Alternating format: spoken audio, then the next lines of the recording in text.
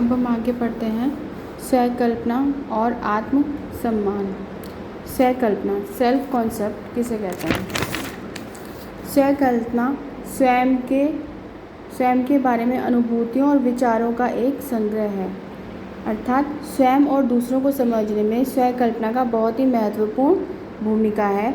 विद्यालय में हम दूसरे छात्रों को अक्सर यह कहते हुए सुनते हैं कि मैं यह कर सकती हूँ, या मैं बहुत अच्छी फुटबॉल खेलती हूँ, या मैं कक्षा में प्रथम आती हूँ। वास्तव में व्यक्ति की विशिष्ट योग्यता अथवा कौशल अर्थात उसकी आत्म छवि जितनी अधिक सकारात्मक होती है, उसकी स्वकल्पना भी उतनी ही अच्छी मानी जाती है। स्वकल्पना का विकास प्रारंभिक बाल्यावस्था में ही शुरू हो जाता है और फिर आयु बढ़ने के साथ साथ जीवन के अनुभवों से आकार लेता है। अर्थात किसी भी व्यक्ति की स्वकल्पना उसके अतीत और वर्तमान के अनुभवों के आधार पर बनती है। स्वकल्पना आत्मसम्मान, आत्मज्ञान और सामाजिक स्वयं के मिश्रण का ही नतीजा है।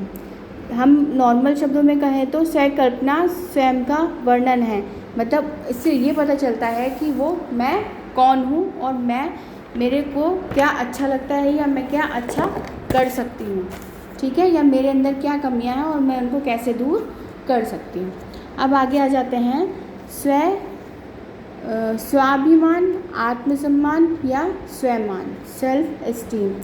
आत्मसम्मान स्वमान या स्वयं का मूल्यांकन है, मतलब अगर हम आत्मसम्मान रखते हैं तो ये हमारा खुद का मूल्यांकन है। स्वयं मान रखते हैं तो ये हमारा मूल्यांकन है।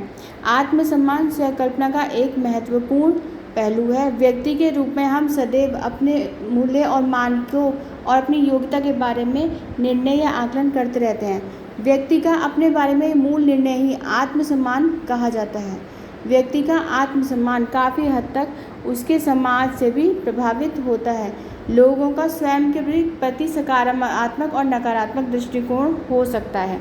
जैसे आपने देखा होगा कुछ लोग हमेशा पॉजिटिव सोचते हैं, तो उनका आत्मसम्मान कैसा है?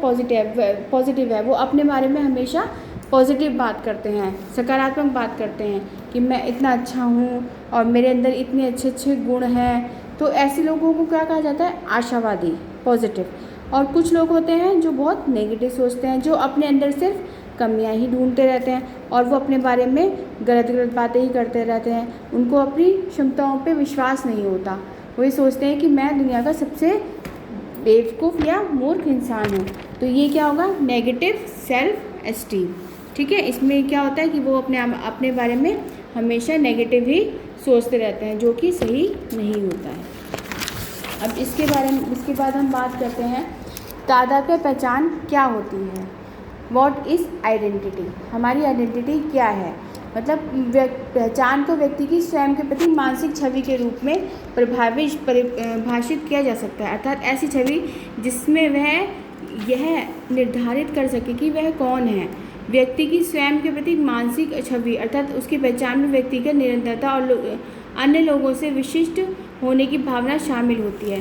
पहचान द्वारा व्यक्ति को स्वयं और दूसरों की नज़रों में स्वयं को परिभाषित करने में मदद मिलती है। जैसे व्यक्तिगत पहचान, पर्सनल आइडेंटिटी। पर्सनल आइडेंटिटी में क्या होता है कि व्यक्ति उन विशेषताओं से है जो उन्हें अन्य लोगों से भिन्न बनाता है। जैसे दूसरे शब्दों में हम कहें तो व्यक्तिगत पहचान का अर्थ है वे गुण या योग्यताएं जो व्यक्ति को अन्य लोगों से भिन्न बनाती हैं। अब इसके बाद आ जाइए अब सामाजिक पहचान, सोशल आइडेंटिटी। इसमें सामाजिक पहचान का तात्पर्य है उन क्षमताओं या योग्यताओं से जो व्यक्ति को उसके समाज से जोड़ने और समाज में अलग पहचान बनाने में मदद करते हैं। मतलब एक व्यक्ति, बहुत सारे व्यक्ति हैं, उसमें सबकी अलग अलग समाज में पहचान होती है। कुछ लोगों की अच्छी होती है, कुछ लोगों को सभी पसंद करते हैं और कुछ लोगों की बुरी होती है। जैसे कुछ लोगों को अगर देख लें तो उनसे फिर बात करना भी पसंद नहीं करते हैं, क्योंकि उनकी आइडेंटिटी ऐसी हो जाती है कि अगर हम उनसे बात करेंगे तो उनका बिहेवियर हमें अच्छा नहीं लगेगा या हम उनके साथ बात करने में अच्छा महसूस नहीं करेंगे, ठीक है। अब स्वकल्पना और पहचान के विकास को प्रभावित करने वाले कारक। अब हमारी जो सेल्फ आइडेंटिटी है उसको कैसे आप पहचान सकते हैं या कैसे आइडेंटिफाई कर सकते हैं? सबसे पहले तो हमें ये देखना था आयु। व्यक्ति की स्वकल्पना जीवन भर चलने वाली प्रक्रिया है, मतलब हमेशा चलती रहती है, जो बाल्यावस्था के दौरान से शुरू होती है और किशोरावस्था के दौरान अपनी चरम सीमा पर होती है। ठीक है, उसके बाद लिंग आ गया, जेंडर, मतलब 12 वर्ष की आयु के बाद से लड़कों की अपेक्षा लड़कियों की स्वकल्पना थोड़ी निम्न स्तर की होती है। लड़के बहुत ऊंची ऊंची बातें सोचते हैं, लेकिन लड़कियां निम्न उस पर रहती हैं। ठीक है, शिक्षा, उच्च शिक्षा व्यक्ति की स्वकल्पना और पहचान के निर्माण और विकास में महत्वपूर्ण भूमिका निभाती है। शिक्षा के साथ साथ अनुभवी लोगों द्वारा उचित मार्गदर्शन और सामाजिक संपर्क व्यक्ति की सकारात्मक स्व अवधारणाओं में बनाने में सहायक होता है। इसके बाद मीडिया, अब आ जाओ आप मीडिया पे। मीडिया मतलब समकालीन समाज में मीडिया व्यक्ति को स्वकल्पना के विकास को काफ़ी हद तक प्रभावित करती है। जैसा हम देखते हैं, जैसे हम टीवी देख रहे हैं या मोबाइल देख रहे हैं, तो हम जैसी चीज़ें हम देखते हैं उसका भी हमारी अपनी कल्पना पे असर पड़ता है। अगर हम अच्छी चीज़ें देख रहे हैं तो हम अच्छी दिशा में अग्रसर होंगे, और अगर हम गलत चीज़ें देख रहे हैं तो हमारा मानसिक दृष्टिकोण भी उसी दिशा में चलता चला जाएगा। अब आगे है 5th संस्कृति। तो संस्कृति का भी हमारे स्वकल्पना पर बहुत असर पड़ता है। जैसी हमारी संस्कृति होगी वैसे ही हमारा आगे का काम होगा, वैसे ही हम अपने आप को समझ पाएंगे। ठीक है, उसके बाद में मित्र समूह, पीयर ग्रुप। मित्र समूह जैसे हमारे व्यक्ति के मन में स्वयं की छवि उसके मित्रों की स्वीकार्यता के आधार पर निर्धारित होती है। व्यक्ति, बच्चा, किशोर या वयस्क स्वयं को समाज का अभिन्न अंग समझना चाहता है तथा मित्रों के स्वरूप ही स्वयं को देखना चाहता है। उनके द्वारा सम्मान और स्वीकार्यता व्यक्ति के स्वयं के प्रति दृष्टिकोण को प्रभावित करती है। ठीक है, अब आपको ये सारे पॉइंट समझ में आ गए होंगे, कारक। अब इसके बाद हम आ जाते हैं, ये चैप्टर हमारा ख़त्म हो गया। इसके बाद हम आ जाते हैं एनसीईआरटी पाठ्य पुस्तक प्रश्नोत्तर। एनसीईआरटी के पाठ्य पुस्तक में जो प्रश्नोत्तर है उस पर फर्स्ट है, स्वयं शब्द से आप क्या समझते हैं, समझाएं, उदाहरण देके इसके विभिन्न आयामों पर चर्चा करें।